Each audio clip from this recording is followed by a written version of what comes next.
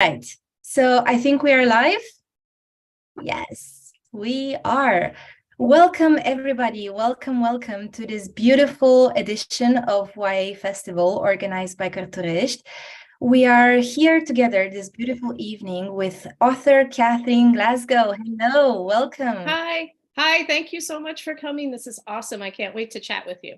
Thank you so very much for joining us. And I'm sure you don't need any sort of introduction, but we'll just go through it to remind everyone of your amazing books.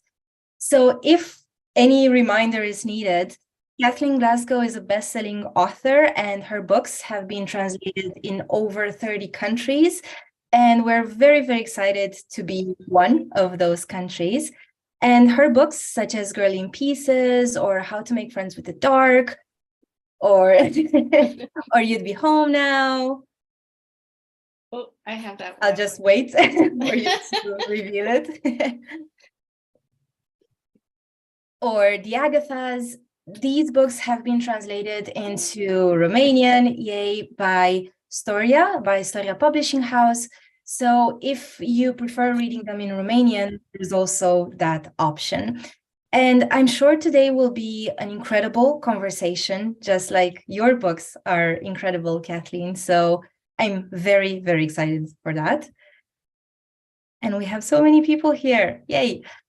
Before we dive into the interview proper, I just wanted to go over some logistics. So this is way nicer if it's not a two-way conversation, but rather a group conversation. So if you guys have questions, please let us know. The easiest way would be to just raise your hand. There's a reaction button here, and I will call you your name, right? And you can ask Kathleen directly. Or if you're more comfortable writing the question in Romanian, you can do that. Leave the question in the chat box, and I will ask Kathleen. And the same goes, by the way, for everyone watching at home. So we have people watching on YouTube and on Facebook. Hi, guys.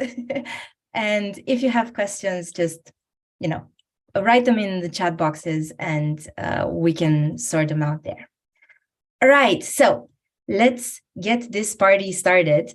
I have so many questions and curiosities, and I would like to start with one in particular, because your books have been translated in so many languages, and they have been read and enjoyed and needed by so many teenagers all over the world.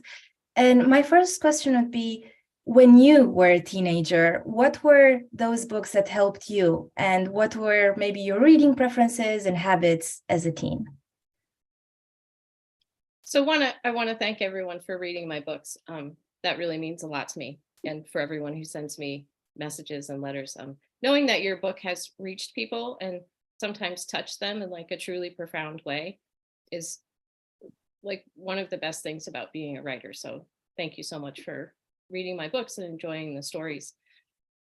When I was a teenager, two of my favorite books that really impacted me as a person and a writer, one was The Catcher in the Rye by J.D. Salinger. And one reason was that I had never read a book yet where the narrator was so emotionally distraught, and that was part of the narrative. And that meant a lot to me as a teenager who suffered from depression.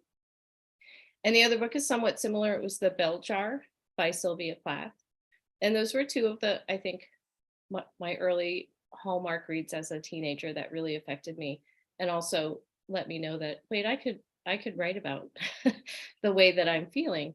I could really put that down on paper.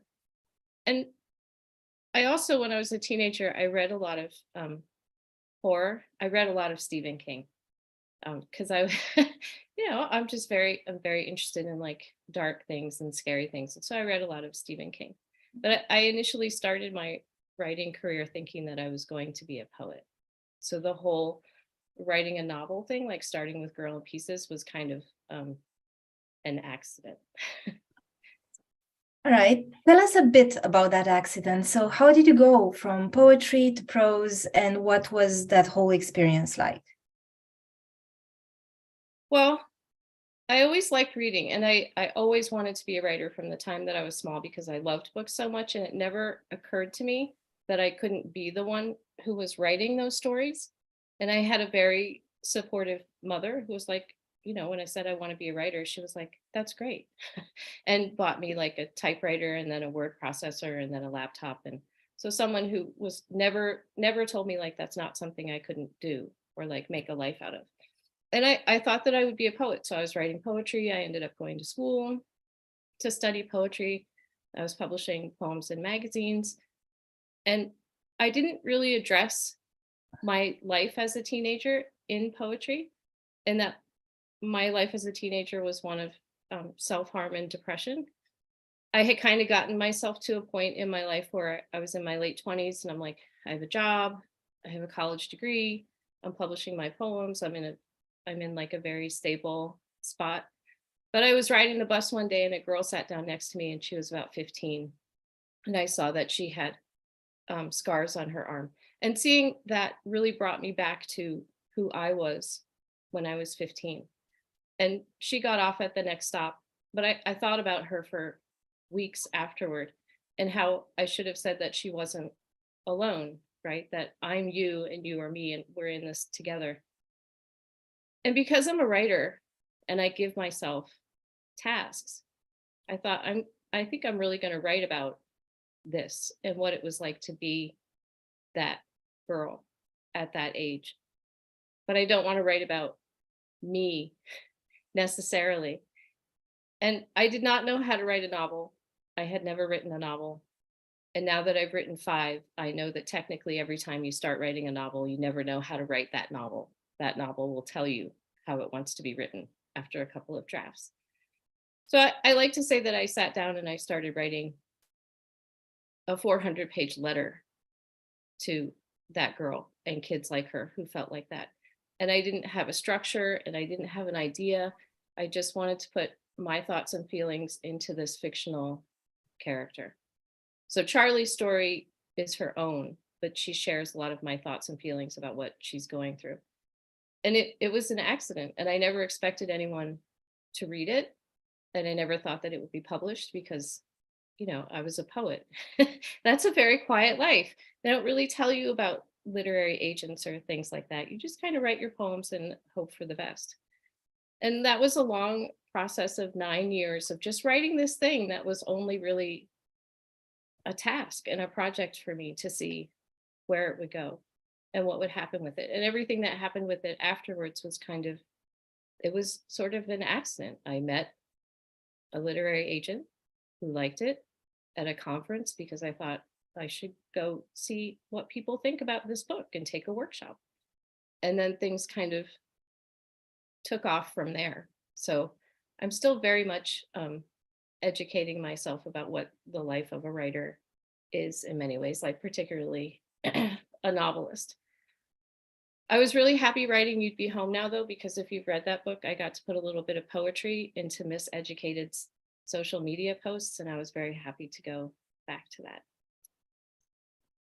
Speaking of that, thank you so much for that answer. And now that you're 5 books in, Daria actually has a question in the chat section, and she asks, what is your favorite book that you wrote and why?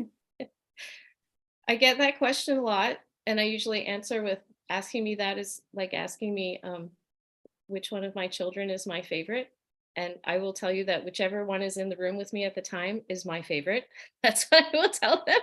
They're all my favorite, but Girl in Pieces will always have a special place in my heart because that was something I never expected to accomplish. And I set out my goal of writing this thing that I'd never done before, and I did it. And I never expected the reaction that book would get. So I will tell you that Girl in Pieces of all my children is one of my very favorites. Wonderful. Yeah. We'll talk some more about Girl in Pieces, I'm sure, but now I think Amon has a question, so go ahead. I remember that in the Romanian edition of Girl in Pieces, we have in the acknowledgements the story of how you came to write this book. Mm-hmm. I have a very specific question about Charlie, and that is, if you think that she would be a song, what song would she be? I really like that you asked that question, and thank you. So I know a lot of writers, they plot out their novels beforehand and they have like an outline and they know what they're going to write about. And the only books that I've ever done that for are the Agatha series, because it's a mystery and you need to know what you're going to write before you go in. So I think, much like a poet, I think about something for a long time, an idea, and I build a character around it and I do it in my head, but I don't actually start writing until I hear a song that really like reaches me so deeply. And I know that that's the song that matches the emotion of the book that I'm about to write. And I will listen to that song over and over. And so Charlie's song is actually a song by a band named Wilco, Wilkco, and it's called Camera with a K. And I always think of that song as sort of matching Charlie's thought process and what she's going through. So I have a song for each of the books that I've written for the main character. So that's a really good question. Can you also tell us the other songs for Tiger and Emmy? So the song for How to Make Friends for the Dark for Tiger is Sign of the Times by Harry Styles. And I don't look for these songs. I'm just like listening to things and then something like clicks for me. And for You'd Be Home Now, it's a song called Let Me Down by NF, if you've ever heard that. And for the Agathas, for the character of Iris, because I can't speak for Liz since she wrote Alice, the song is Devil Town by Cave Town. And I have a book coming out next spring called next summer called The Glass Girl. And the song for that character, whose name is Bella, is another song by Cave Town called Boys Will Be Bugs. Nice. Thank you for that. I'm sure we all took notes here. That's so nice. Antonia also has a question, and she asks, did you have any challenges writing your books? And if so, how did you manage to overcome them? So there are always challenges to writing books. Like you start writing them and you have this idea and a plot and the character, but at some point you're gonna realize maybe something isn't working. And so that is the hard part, where you have to kind of sit down and figure out what's not working and how to fix it. I will say that the hardest book technically that I had to write from a writer's perspective was You'd Be Home Now, because that was actually inspired by a play called Our Town, written by Thornton Wilder in the 1930s. And that was, I wanted to update that to what that story of these people in a small town in Grover's Corners, New Hampshire would look like today. And I felt pretty sure that Thornton Wilder would be writing about the opioid crisis and addiction, because the play deals with suicide and alcoholism and small town morals and things like that. And it's a really beautiful play.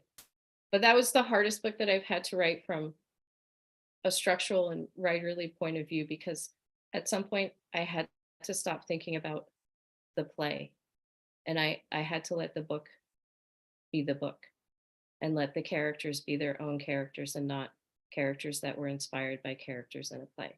And so I did hit a roadblock in the middle of that. And that's actually when Liz and I started writing the Agathas in secret, because I was like, I can't do this book. And we cooked up this scheme to just write a mystery in secret without telling anyone and just have a lot of fun with it. And so that's how the Agathas came to be, because I was stuck with You'd Be Home Now. That's really nice. And what about the other end of the spectrum? Can you think of a moment in your career which was just amazing and incredible, and this is it? Well, like right now, I never thought that I would be talking to readers in Romania. So this is like kind of really high up there. That's kind of like, really? You want me to come? Me? And so this is amazing. So you've made one of my dreams come true, to be talking to an international audience. That's so lovely. Thank you. All right, guys, if you have questions, remember, just raise your hands and you'll get to ask them. I have so many more questions to ask, and I'd actually like to go back to Girl in Pieces for a bit at least. And you mentioned that it had a big reaction, and it did. And everybody was talking about it, and everybody was reading it. And I remember very clearly when it was translated into Romanian, it was just an instant bestseller, and everybody was talking about this book. And it was really interesting to see, in a way, two kinds of reactions, because on the one hand, at book fairs, right, we were talking to parents, and they were a bit apprehensive and a bit overprotective. And to them, teenagers reading about somebody struggling with depression and anxiety and self-harm was a bit too much. But then, on the other hand, I don't think I'll ever forget that day. After the Romanian edition was launched, there was a very big event that took place in Bucharest at a very famous high school here in town. And there were some 200 teenagers in the room. And at one point, the moderator asked, "Do you know anyone, or have you ever heard of anyone who has ever struggled with this?" And I kid you not, I was really, really shocked to see probably 80% of hands going up. And so you have a bit of a contrast between parents who believe this might be too much and teenagers who clearly need this sort of literature. And my question would be, who needs this kind of literature more? Is it teenagers that get to see themselves, or do also parents need to read this sort of books in a way?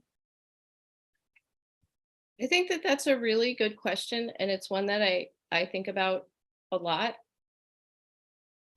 So when I was writing Girl in Pieces, I didn't know that maybe it wasn't something I shouldn't write about, that maybe people would say that's not appropriate for a book. But it seemed appropriate to me because I'd gone through it. And I knew other people who were struggling with it. And so that seemed, why shouldn't I write about that? And I think that parents come from a really caring, protective point of view, but also these things are happening to kids. And I write contemporary realistic fiction, and it is my role as a writer to write that in the best way possible and to be as honest about those things that kids might be going through in real life, to be as honest as possible in my books about them. So I will say to people who say that's not an appropriate subject matter for a book for teenagers, I would ask them, where then would you like that teenager to go if they're struggling with that issue? Where do you want them to go to feel less alone? You say it's not appropriate, but they're actually experiencing it. So that is discounting their entire experience and their lived experience. And I don't think that's respectful to teenagers at all, to say that you shouldn't be reading about this, but that's basically saying, but it's okay, you're going through it. You just have to go through it alone. I don't, like, that doesn't make any sense to me.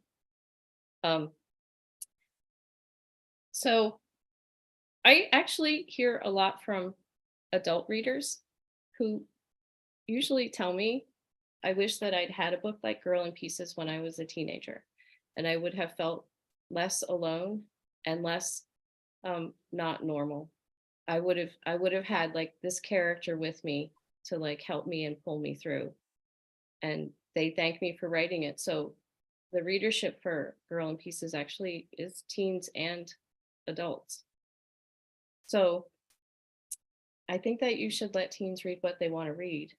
And it's my job as a person who writes realistic fiction for a majority teen audience to be honest about that experience that I'm talking about, and not to sugarcoat it or to romanticize it, but to treat it honestly and respectfully, and to let readers find someone that they can identify with on the page. a lot of times when we are younger and like things happen to us and we're overwhelmed and we don't have a language to talk about it to people. But sometimes you find a character in a book like Charlie in Girl in Pieces, and they say what you can't say or what you don't know how to say, and you will hold that book dear until you find the language to talk about how you're feeling. That's what we look at. That's why we go to books, right? Because they move us so much and we're so involved in this fictional story, and it really touches us and it means something to us. And that can be a book from, you know, any genre. You all know what your favorite books of all time are, and you're going to remember them for the rest of your life, because it's usually when you're younger that you find a couple of books that really blow the top of your head off and like change your whole worldview. And so I think that let kids read what they want to read. Some of them need to read certain books for certain reasons, and some of them want to read other books. And they are very good self-censors. If they don't like a book or a book is making them nervous, they will stop reading it. So that's so beautiful. That was my very long answer. No, that was really incredible. And I think that your novels and this kind of literature actually, I think, is a really big part of this conversation, and it really helps opening the conversation a bit more than what maybe happened 15, 20 years ago. So right. That's really, really amazing. So thank you. You're welcome. Lorena also has a question, and she asks, what was the hardest scene or part for you to write, and why in any of the books? I have a couple. In Girl in Pieces, you might be surprised to know that the hardest scene for me to write was when Charlie walks in on Riley and Wendy in the kitchen, because that was a betrayal. And I know that we have all had romantic betrayals in the past. And that really, really, really, really, really, really, really, really hurts. Like, that's horrible. And I knew that that scene was going to happen. And I didn't want to write it, but I knew that I had to write it. And so I kind of cried when I wrote it. And then You'd Be Home Now, the hardest scene to write was when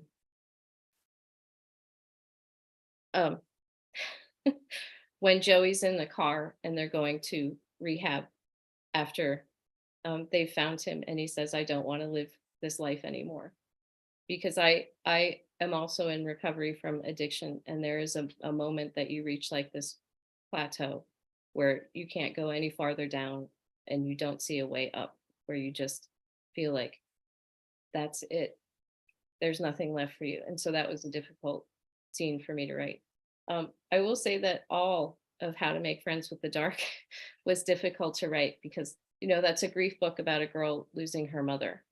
And I had lost my mother and my sister. So I'll say that like every page of that was difficult to write, because that is very much about those first couple of months after someone has passed. All of the Agatha series was easy to write because I was writing it with Liz and we had a lot of fun. And so you have someone else to like talk about the story with. So that part was like very easy. What was that whole process like, writing with Liz?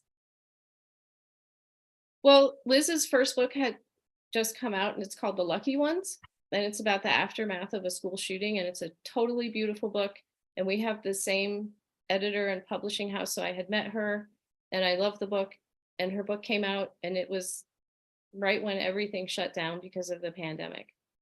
And so her big tour plans were done. Nothing. We were all in our houses, as we should be.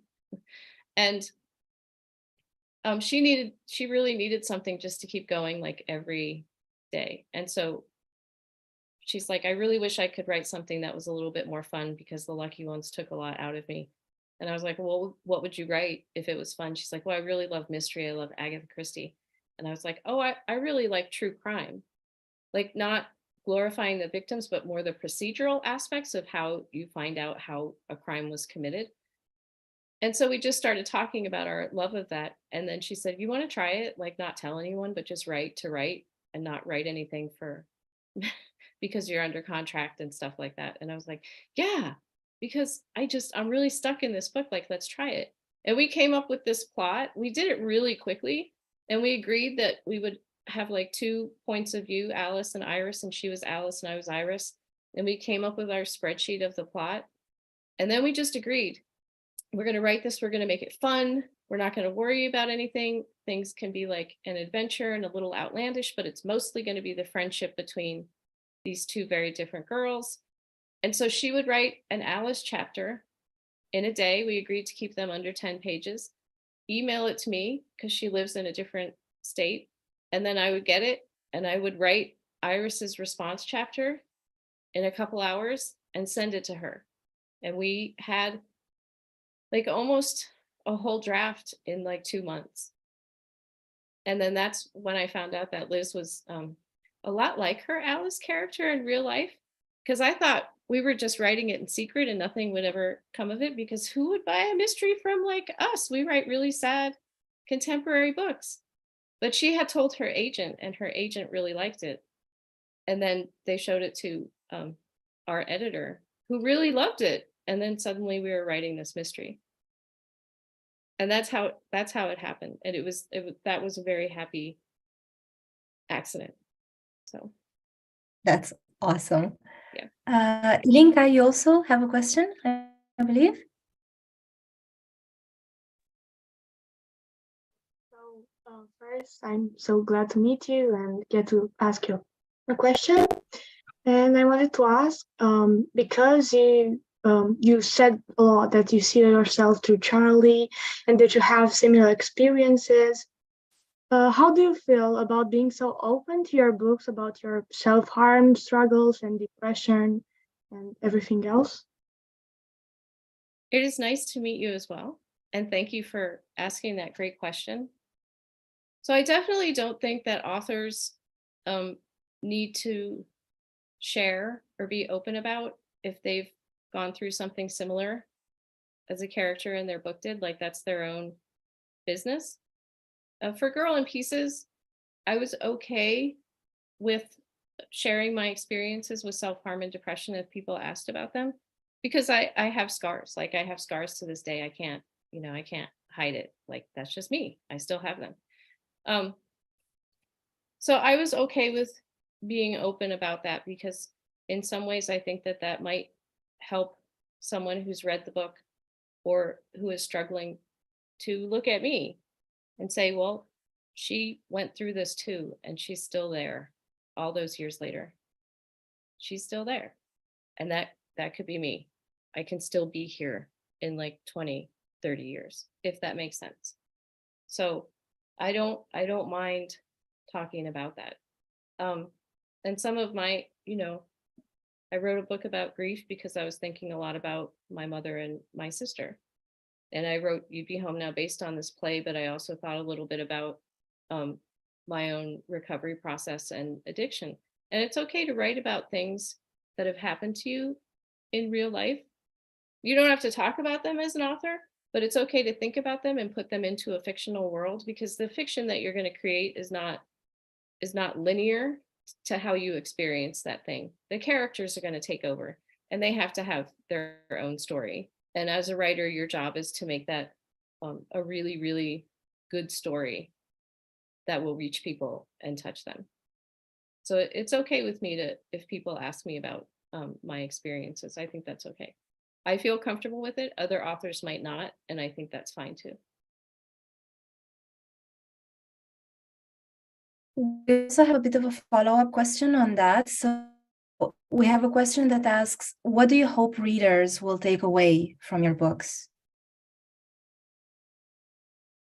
I hope that they really, really, really, really, really like the stories and the characters, and that the characters will stay with them the way that Holden Caulfield or Esther Greenwood from The Catcher in the Rye and the Bell Jar have stayed with me all these years, or the way that I still think of Meg from A Wrinkle in Time, even though I first read that book when I was 10. I hope that the stories will stay with them, and that maybe a part of the story will affect the way they decide to change things in their own lives. Or maybe just reading the book will inspire them to talk about things that they might be going through in real life. Maybe reading the book will inspire them to write their own book, or write their own poetry, or write a song, become a musician, become a creative person. I want them to take away whatever it is they need to take away from a book, because all of us right now could read the same book and we're all going to come away with something different. And I think that's really the beauty of art, is the variety of experience. Yep. Another question in the chat box is, what's your favorite part about writing your books? So I love the whole creative process of writing a book. I know that if you're on social media, you always hear from writers, if you follow them, about how hard it is to write a book. And it is really hard, but it's also really joyous, because you get in this headspace where you're totally in the story and the real world kind of drifts away. And I really love that feeling. But in terms of like the bookiness of a book in writing, my favorite part is when you're done and you've done all your edits and they're like, this is a real book now. And they start sending you cover ideas because then, you know, like, all right, now we have a cover. Now my book is a book. My book is really going to be a book and it's going to be on a shelf. And so I love the cover process. And then my second favorite part is when I get emails and messages and letters from readers. So it's two. It's like the cover and then hearing from readers. Do you have any specific routines that you follow as you write? So I have the music thing where I have to find the song, and then I'll listen to the song over and over before I start writing for the day. And I used to really love writing at night, and I don't like to do that anymore because I just get really tired. And so my writing routine is getting up in the morning and walking my dogs, and then sitting down and opening up my document and just writing.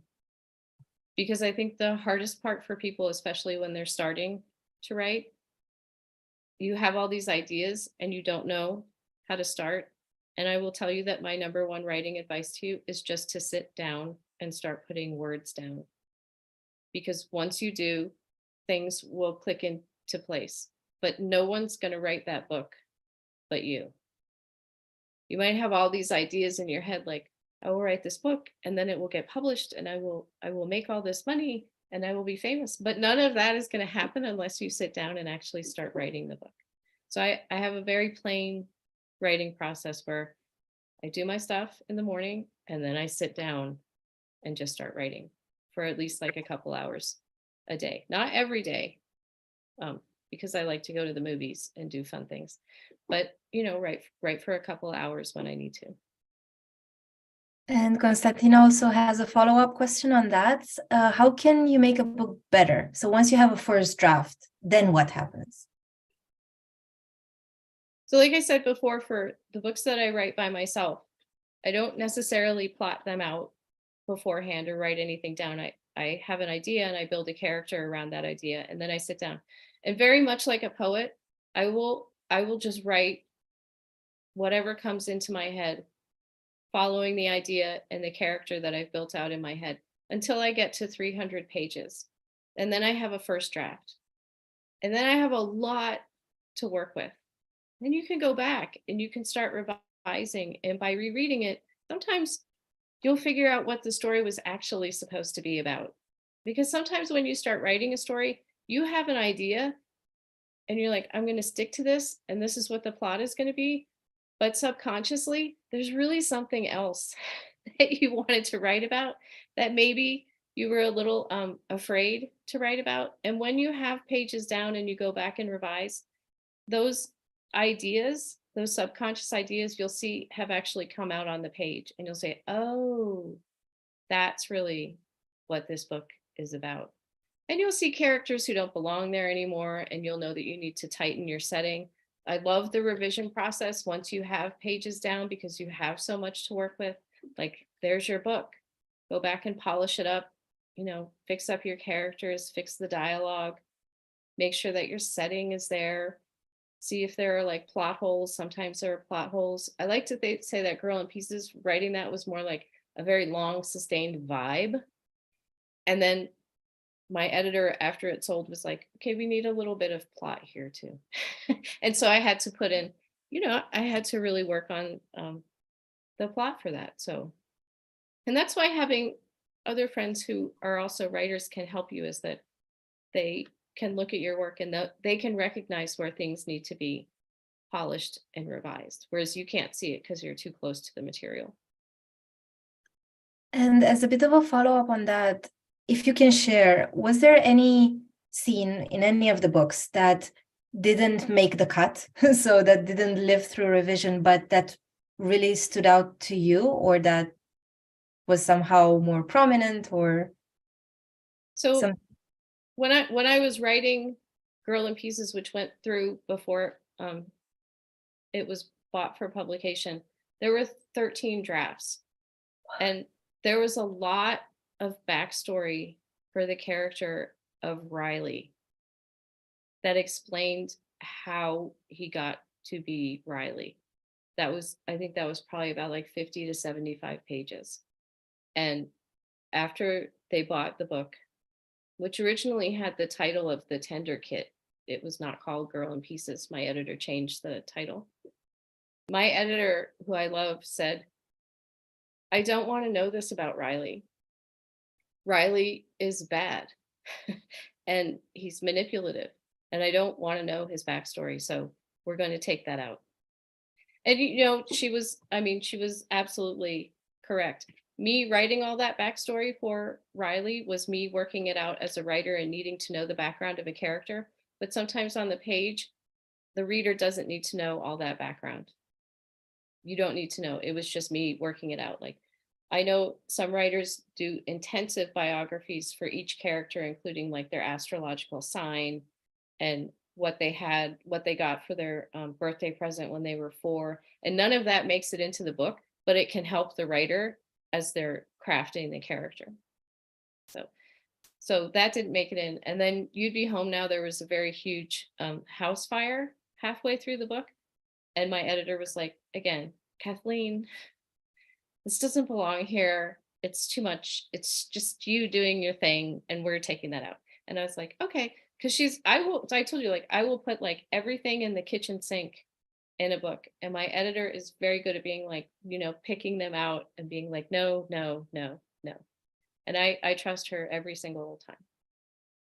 Got it. Thank you. Bianca, you've had your hand up for a while. So what's your question? First, I'm a really big fan, and your books are amazing. So I'm curious, did your parents ever read your books? And if so, what did they think when they read it? So first I want to say thank you, and it's nice to meet you, and thank you so much for that lovely comment. That means a lot to me. My mother never read my books because she died before Girl in Pieces was published. Sorry. And my father has read Girl in Pieces, and he said that he liked it a lot. That's all he said. So I think it's everyone has different parents. And I wish that my mother had been there to see that my dream of having a book on a shelf came true, because she would be really proud of me, because she was a huge reader. And because she had been so supportive of me being a writer, I think that she just would have been like super proud. I also know that if she had read the book, she would have said, this is very good, but it's very sad. Because she really likes she really liked historical fiction. And so she would have been like, it's a little sad for me. And that would have been like, okay, but she would have been really proud. Thank you for answering me. Thank you. That was a good question. Amon, you also have another question? Yes, I noticed some similarities between the start of your writing journey and mine. I also started with poetry, and I am published in some magazines. Oh, congratulations. Thank you.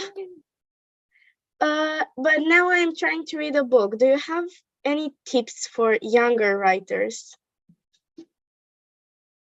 So I think that you need to write what is in your heart, like what you want to write, right? Like you're writing poems.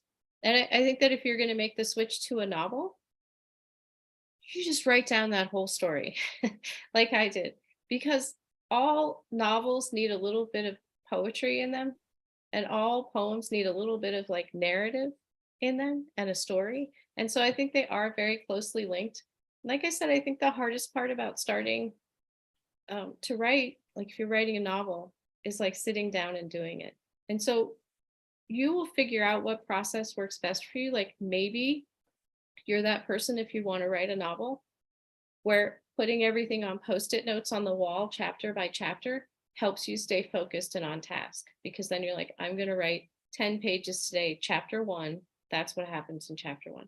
And maybe that really helps you going that way. Or maybe you're like me, where you like to just write in like this furious burst of energy with just an idea and a character. And if that works for you, that's the way that you need to write that book. Thank you so much. I want to say that you should trust yourself. Like, thank you. When I do writing workshops with younger writers, the number one thing that they say to me is, I can't write, I'm not a good writer. And my answer is, who told you that? Because it wasn't me. Was it the person next to you? Who said that? Like at all? That's just you thinking that about you. And you have to get that out of your head, because like I said earlier, art is subjective. And the book that you're going to write, like I'm going to love it and it's going to be my favorite. But then Antonia is going to say, it wasn't for me. And you're not writing for the you're writing for the me who loved it, right?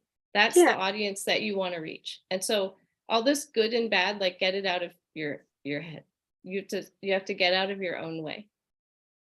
Thank you so much. And please know that if anyone out there is writing or doing something creative, and you're like, I don't think I can do this. Who am I to think that I could be a painter or a writer or a musician? I didn't say that to you. I believe that you can. So take that with you. Like, I'm in your corner and you can do it. I believe in you. Thank you. You're welcome. Thank you. Joe, what about your question? So I have a few, so I don't have just one, because I love to talk a lot. So if I'm being honest, I didn't read any of your books. I usually go into these book clubs to get to know the authors, so I can really enjoy the book more. Then, because I really did this test, so I did go to a few book clubs and meet the author, and then I loved their books, and I really looking forward to your books, Kathleen, because especially to your Agatha's, because it's more mysteries, more in that thrillery vibe, and I really love that. And my question is, what do you prefer between like romance movies, books, trophies, or like mystery vibes, like thrillery bookies, or what are your favorite trophies? So I'm a contemporary realistic author, so I love those books that tackle real issues in like real time settings. I really love reading mysteries and thrillers.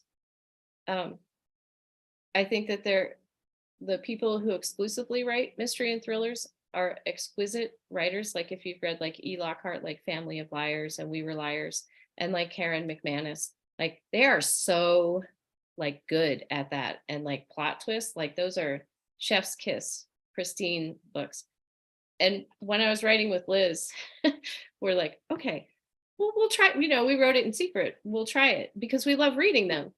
And we followed the tropes and things like that. But also we were very aware that we were not experienced mystery or thriller writers. And so we tried to work that to our advantage by also making our characters not very good detectives in the beginning, because how could they be? They're 17. They only have certain things at their disposal. So we tried to work our inexperience at writing that genre into our characters' inexperience into solving that mystery, where they would do the wrong things all the time, like put the wrong person in jail, and like, oops, we drugged the basketball coach, but we got our information. Like they just do what they can because they're on this quest, much like you probably would in real life. You're not always going to pay attention to ethics if you're trying to find a murderer.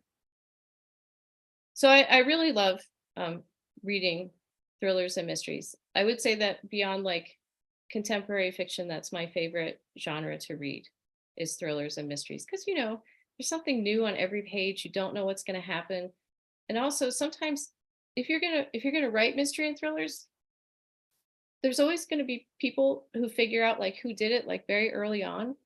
But then it's a really good book if the writer was so great with the characters that you want to keep reading because you want to find out how the characters figure it out. So you always have to remember that those books need really strong characters in order to keep the reader who figured it out early on going till the end, because you want to watch their journey in figuring it out. So yeah, I hope that answered your question. And I really had one more question. What's, from all of the books that you wrote, what's your favorite book, like the favorite of them all? So I think Girl in Pieces is probably, it will always be up there for me because it started everything for me, and it showed me that I could write a novel. I could write this thing, and because I never expected the reaction to it when it came out like that. Like everything has been very like mind-blowing and overwhelming, especially since it has always done well as a book. But I didn't know about the whole TikTok thing until after that had taken off, because I wasn't on TikTok. And I was like, I wonder, wow, there seemed like a lot of sales. What's going on here? And someone was like, did you not know that people are talking about your book on TikTok? And I was like, what is TikTok? And I only joined TikTok when, because Liz said we need to really try to promote the Agathas because people don't know us as mystery writers. Can you go on there and like help me out? And I was like, okay, sure, I'll give it a shot. Because I'm kind of an awkward, nervous person. And so I'm not really front facing. So I do my best on there. I have like my rotary phone that I will talk to a lot when I make videos.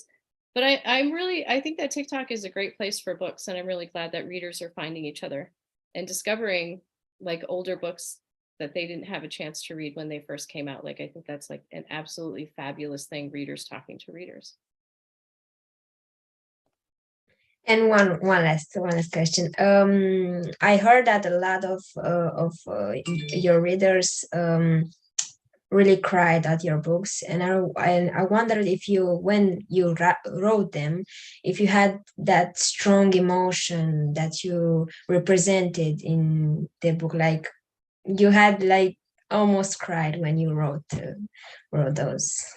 There are pages, there are certain sections in each book where I did like physically cry while I was writing it. Maybe not for the same reasons that a reader would cry at that section.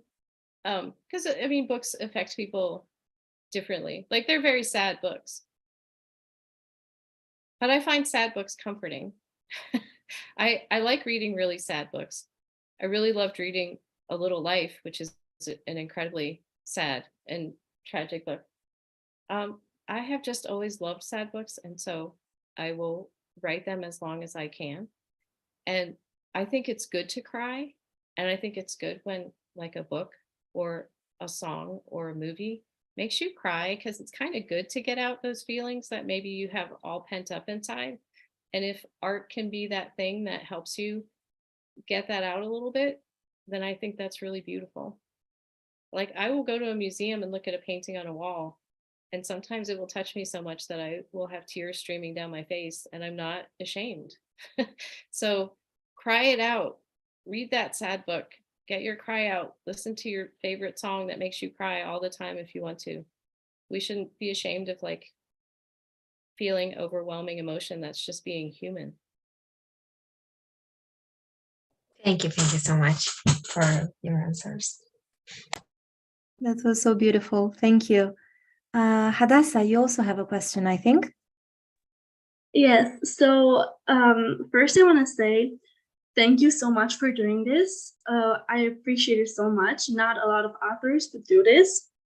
And I just want to start by saying when I read Girl in Pieces, so me and my friend, we both struggle with self-harm, and she read Girl in Pieces and she just told me that it was so comforting and it kind of helped her. I know a lot of people think it's a very sad book, but it actually helped me and my friend.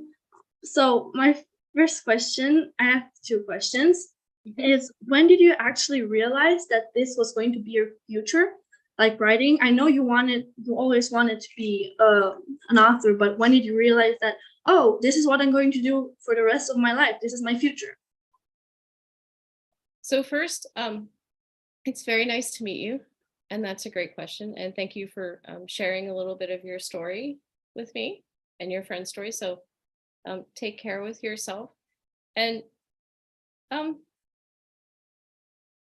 I really want to say that I always thought I was going to be a writer. So even if I've never had a novel on a shelf, I would still be writing, because like writing is my thing that makes me feel the most me in the world and the most comfortable. And that's the thing I love to do more than anything else in the world. I think when I thought that maybe it would be like a career, like, oh, I will have to write like more books, was not really until like a couple of months ago when I signed another contract to write like 2 more books for the future. And then I was like, wait, this is really like a thing now. So it's very complicated for me, because like I said, I am kind of an awkward and shy person. And I was like, well, this is really turning into a thing. Is this my job? Like, what's going on?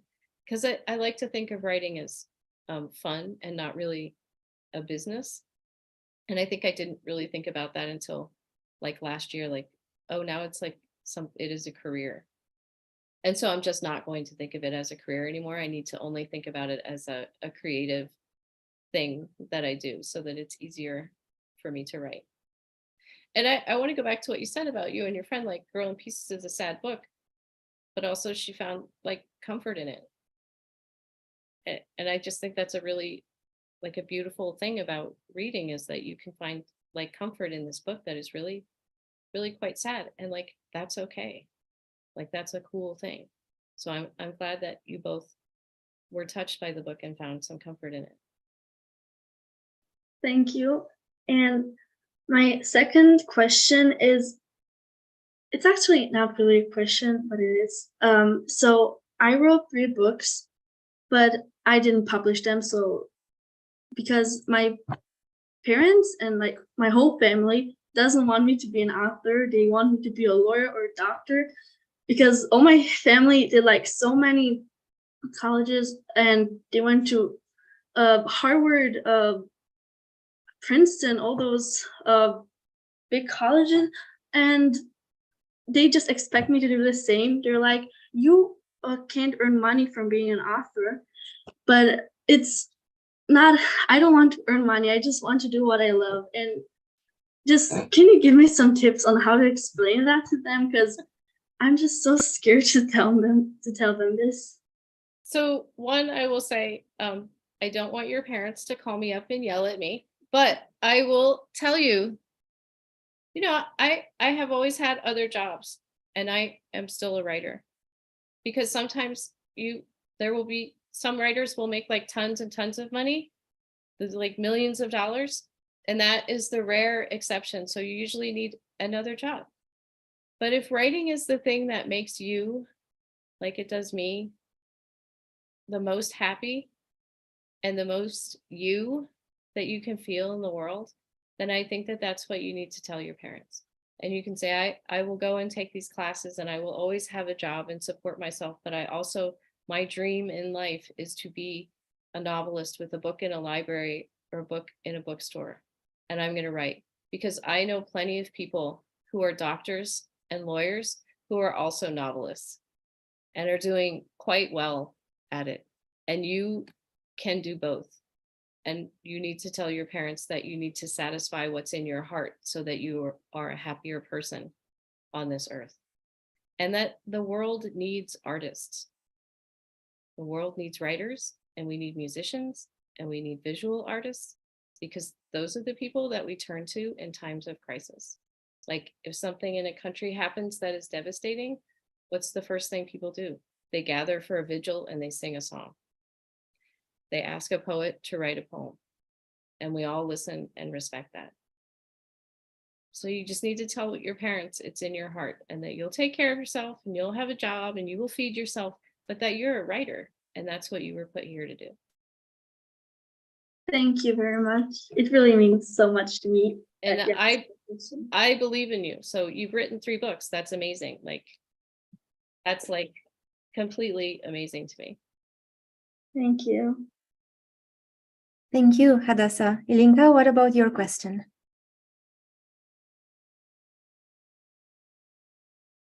Well,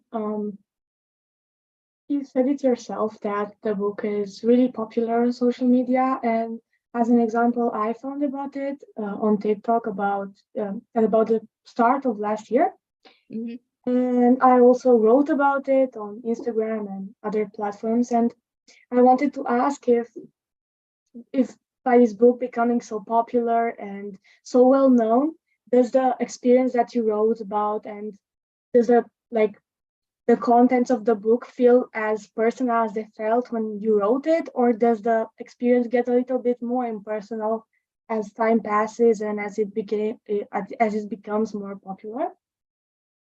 No, it's still, if anything, like it's even more personal to me now, because I never thought that it would, I never thought that the book would reach so many people and mean something to so many readers.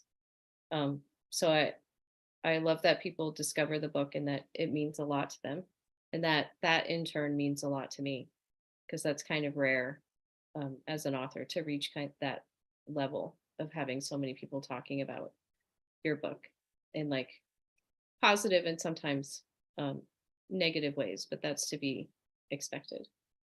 So, and I'm on TikTok and I see the videos and I think that they're all like really amazing, and I see people tag me in their posts on Instagram, and I love all that. Like, that's really nice. Speaking of which, Bianca actually had a question about social media. So what's your presence like on social media? What's the experience like for you, I mean? And do you talk to your fans on social media? So on Instagram, I just really post pictures like people do. And I am on TikTok,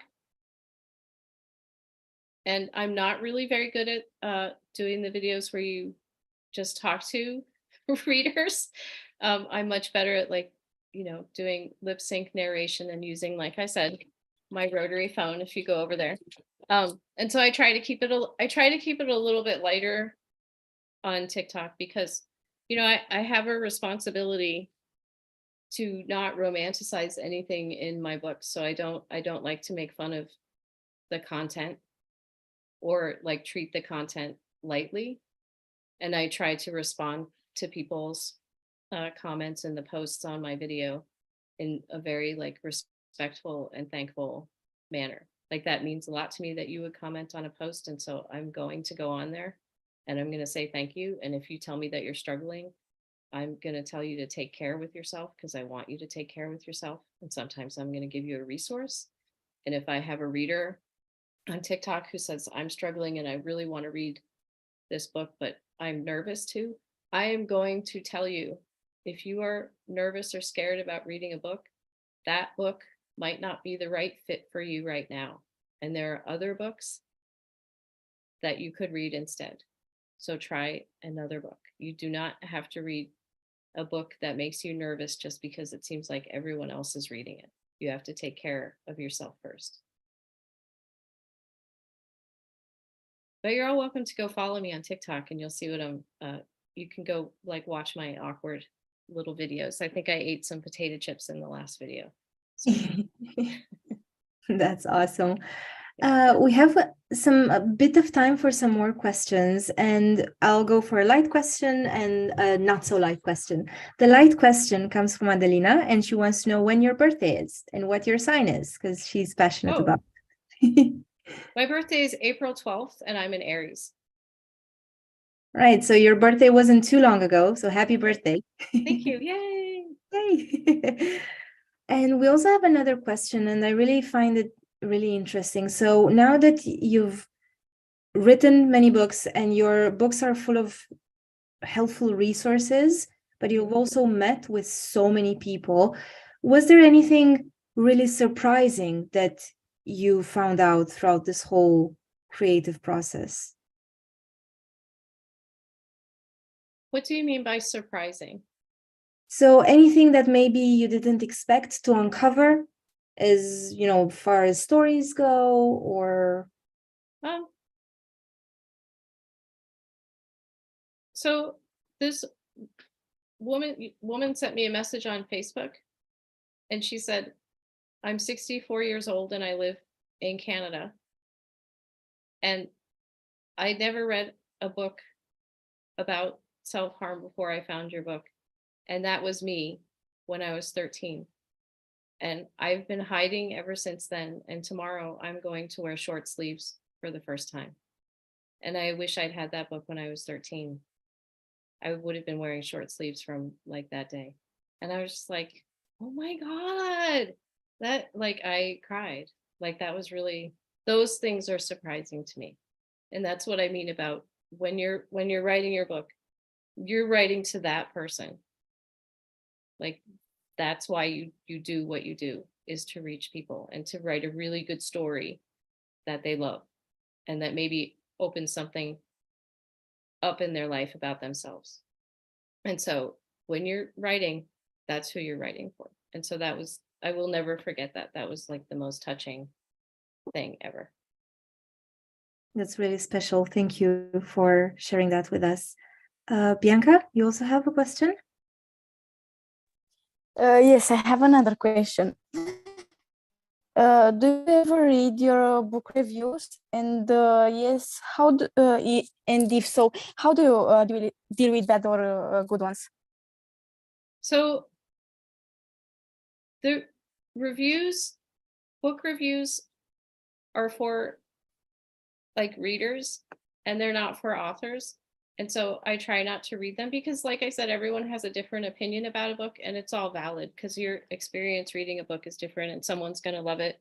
Someone's going to think it's and someone's going to hate it. And so I don't, because that's not really, that would probably make me like really sad. I did once read a review on Goodreads for, I think it was How to Make Friends with the Dark. And the whole review was, this is the stupidest book ever written. And so I tell people when they're writing their own book that, and they're like, oh, this is so terrible, this is so stupid. And I say, no, I wrote the stupidest book ever written. So it is not possible for you. I've done it. I'm the champion. Your book is just beautiful and it's great. I win. And that helps me. And so I don't think authors should go in there and read their reviews. You know, it's just, it's not good for you. And everyone has a different opinion. And if people tag you in a negative review, you can just delete it and like move on. You just move on. I hope that answers your question. Oh, go ahead. First, I have to say that I found myself very much in Girl in Pieces, and I'm really happy that I found your books. If you could tell your younger self anything, what it would be? Hold on. That I would tell myself, hold on. Things are going to improve, and you're going to figure out this whole life thing, and it's going to be okay. And you're going to keep writing, and someday amazing things are going to happen to you. So hold on. I will also like interject here that I heard something like about people when you're struggling when you're younger. I was watching this news show, and a survivor got up there and said to other survivors who were struggling, this is like in real life, you think that everything is over for you now and you don't want to go on, but you haven't met all the people who are going to love you yet. And I've been thinking about that like every day, because that's really true. Like you're struggling and things might seem very bleak and dark, but also I haven't, like even now at my age, I haven't met all the people who are going to mean something to me in the world, and that I'm going to mean something to them, and they're going to love me like as a friend or like romantically. I haven't met them yet. And like, kind of, don't you want to meet those people who are going to love you, as you're meant to be, as you want to be? Like I do. And I think that's a really profound thing when you think about it. Like, what if I pass someone in like the store? I don't even know it, but I meet them in like 10 years later, and like they're going to turn out to be the love of my life. Right? The world is really interesting in that way. Anyway. Yes, and I have one more question. What is your writing progress? My writing process? Yes, I mean, when you wrote the books So for Girl in Pieces, the process was really just, I didn't know how to write a novel, so I sat down and and just like let it out. And it was only after like several drafts that I figured out how Charlie's story needed to be written, and that also that I didn't like chapters all that much, which is why the story is in 3 parts and not chapters. I felt that it needed to kind of be long and stretchy in a way. And for the other books, I would say that the process was a little bit different, because the process of writing a book changes with each book depending on how it has to be written. So I just try to write like for a couple of hours, about 5 times a week, so that I can get my pages down. And there are moments when if I have the time, I can write for like 8 or 9 hours if I'm really in a good zone. So. Thank you. You're welcome.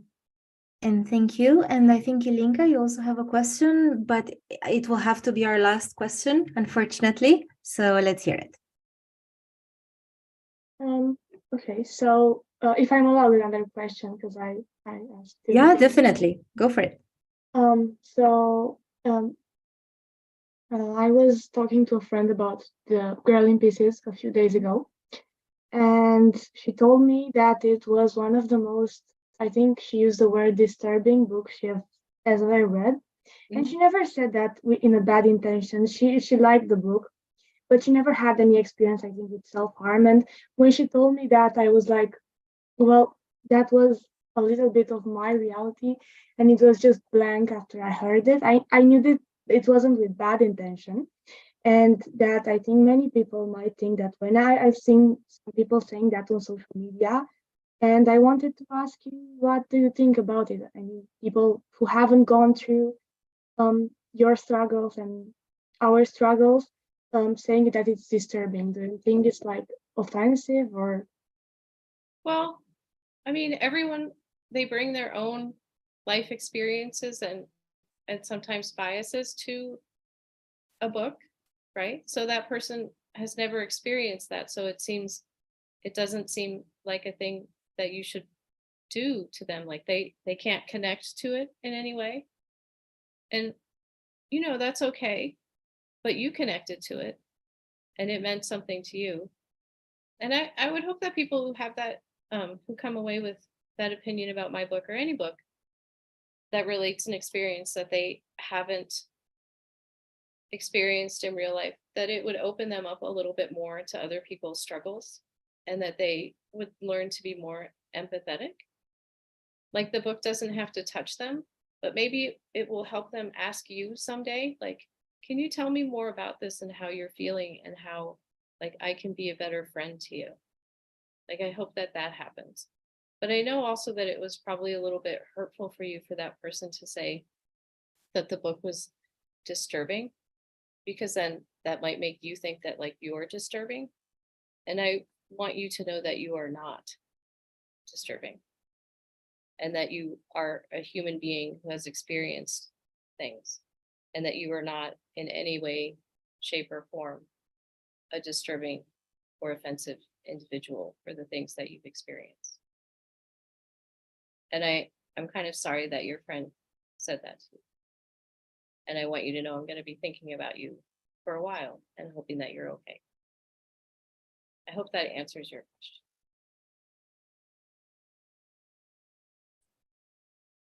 Right. Thank you, Ilinka, for your question. And thank you, everybody, for all of these amazing questions that you have asked.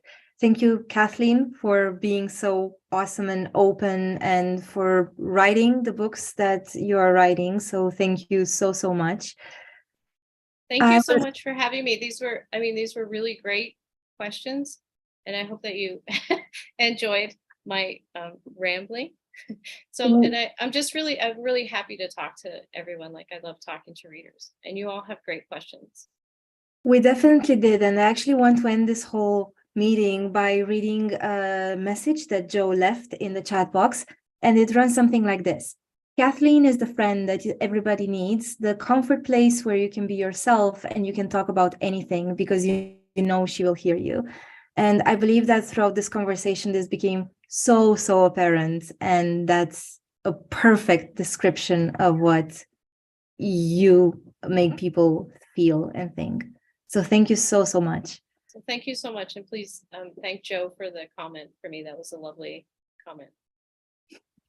All right. Thank you, everybody. Thank you for logging in. Thank you for watching. If you have any other questions, go find Kathleen on Instagram and on TikTok. And I'm sure she'll get in touch there too.